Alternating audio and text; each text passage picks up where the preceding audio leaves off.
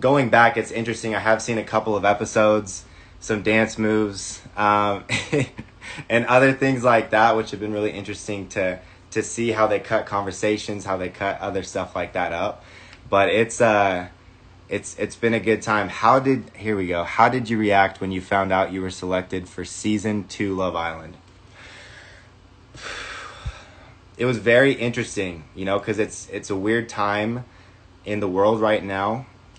And so to be given that opportunity and to be chosen to experience that was crazy, a huge blessing in my life, because it's a once-in-a-lifetime opportunity. And then on top of that, to be in quarantine and have everything going on, it was really, really cool and kind of crazy. But honestly, it was one of the best experiences of my life.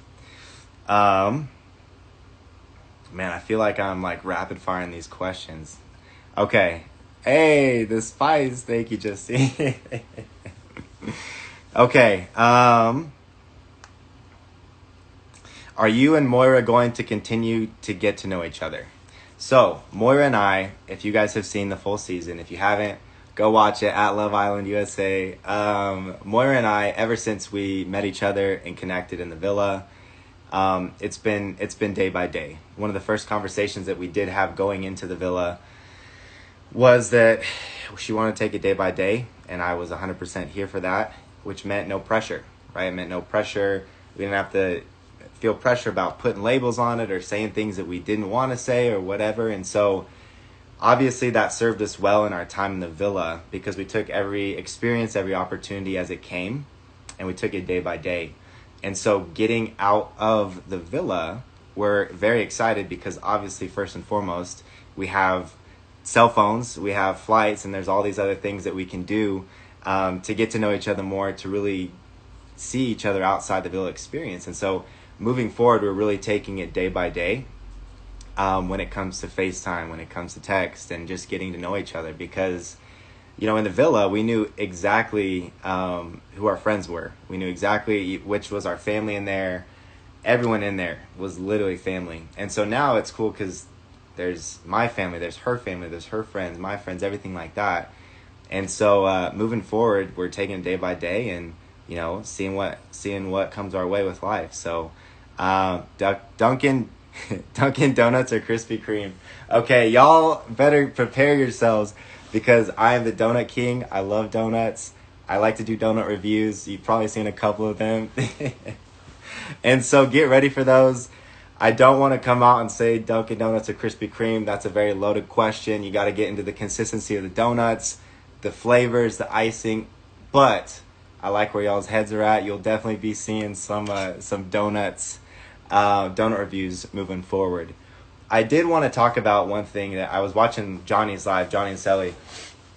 And one thing that's really interesting, and going back and looking back at the episodes, you see that a lot of stuff isn't shown, right? There's no way they can cram 48 hours into 45 minutes and you're going to get everything. And so one thing that I know everyone's like, oh, tell us about Justine and your friendship. Like one of my best friends in the villa that was a girl was Justine. Literally, it was so fun to, like, we would sing, we would dance, we would just, have a good time, hype each other up. She's a great hype woman.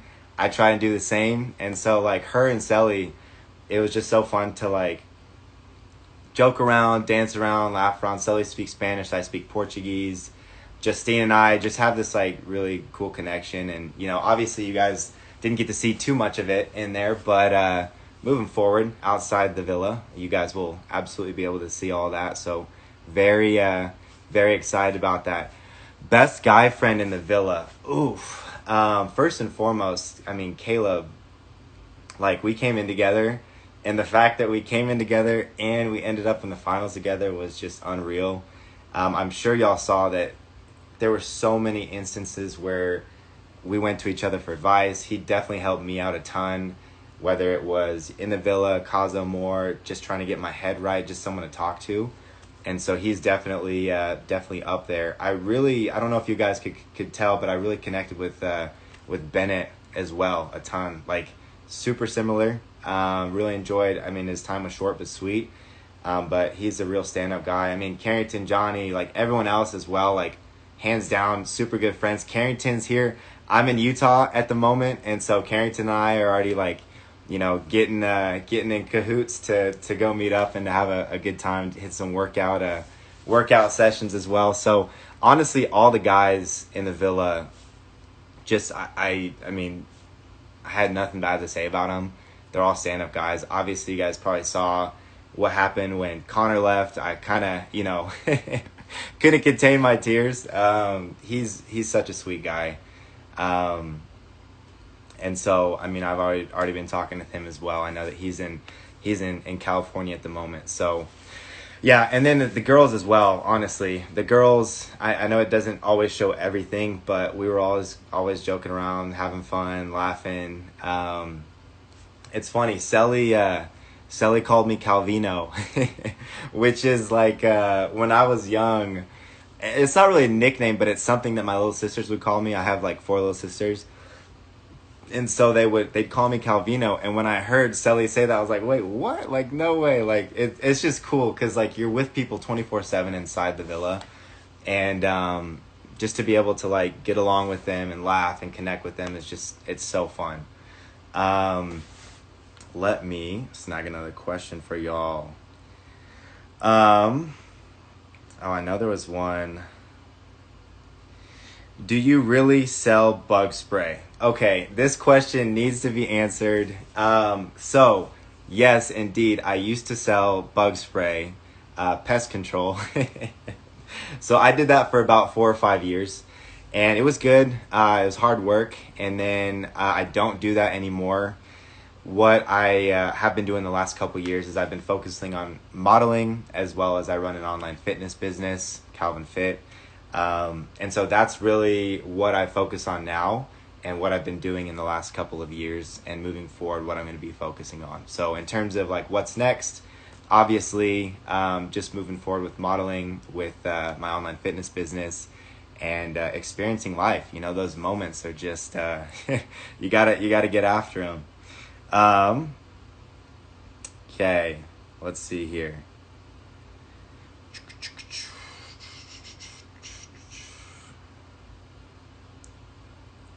Oh my goodness, some of y'all are just okay, here we go. Here's a question that I'm sure all y'all have. Why were you crying when Jeremiah gave his last speech when he left? You had just met, okay? Let me just explain what happened here. And this is kind of the whole thing where you don't necessarily see everything that goes on behind the scenes. But basically, when I came into the villa, all the guys were super, super welcoming. Jeremiah was one of the guys that I connected with really quick right off the bat. We had little inside jokes, and we were kind of like, singing and doing stuff like that. And so he was just kind of the person that really made me feel like one of the guys and really comfortable coming into the villa. And so I know it seems crazy, and I was like, there's no way in hell am I gonna freaking cry on TV. Obviously that I didn't stick to that, but seeing him leave, it was emotional, and I'm sure there was other things going on when it came to, anxiety, being nervous or whatever, being into the villa. But he was one of the first guys that I really connected with a ton. And so that is the reason for the for the waterworks. Okay, hold up. I need to know the answer to this. What time did they make y'all go to sleep and wake up? What is up, Moira? How you doing, girl? Miss Moira in the house. So when it comes to times that we stayed up and times that we... oh my goodness, Jeremiah, what's up? Man, y'all are flooding this thing. Okay. So when it comes to like the times that we would wake up and go to sleep, I think the big thing was we had no idea. On our phones, everyone had different times. We had no inkling of an idea of the time of the day and stuff like that, which in hindsight, looking back, it does make sense that they would do it that way, just because, there's long hours, long days, waking up early. You don't want anyone complaining. I know I would have complained if I looked and saw that it was like 6 a.m. So we really had no idea when it came to 2:30, baby. Oh my goodness. I'm dead. But yeah, it's kind of crazy because you really don't have an inkling of the time. No idea what time it is. Okay. What was your favorite challenge? Favorite challenge would probably have to be the baby challenge. I'm not sure if that was exactly a challenge, but it was definitely one of my favorite ones. Obviously, I'm sure y'all could see that Moira and I just killed it on the babies, like going in. Our baby Pepe or Parker, whatever you will, you know.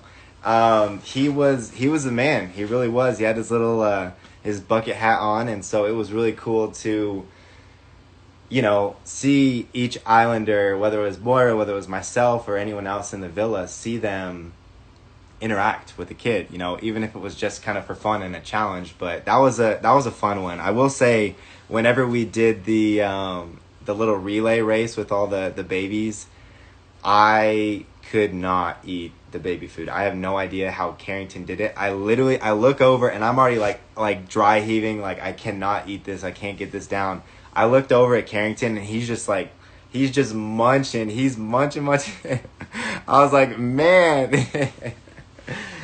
Oh my goodness. Thank you. Freaking Pepe, right, Moira? Goodness. I hope he's doing well. I will say this.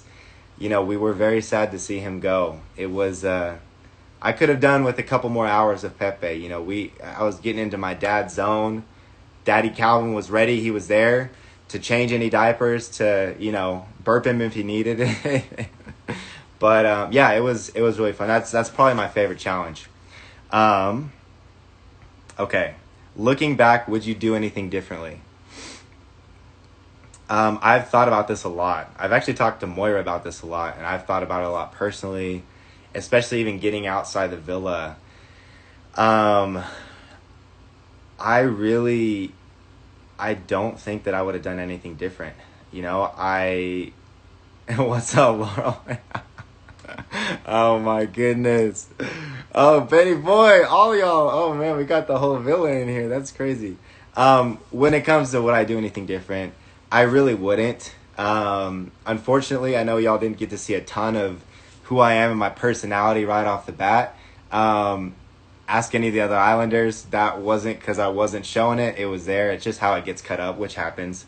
But when it comes to what I would do different, absolutely nothing. I mean, I think that the way that I approached situations and handled them, there was some stressful times in the villa, especially when it was down to the wire and it was me, Benny, Bennett, and Connor on the chopping block, and there was two girls choosing. We had to run around, and we saw us like rabbits running around trying to have conversations with everyone. So that was definitely a stressful time. But ultimately, I know we say it on the show a lot, but there's no growth in the comfort zone, and there's no comfort in the growth zone. Remember to comment, like, and subscribe. Hit that notification bell so you don't miss a video.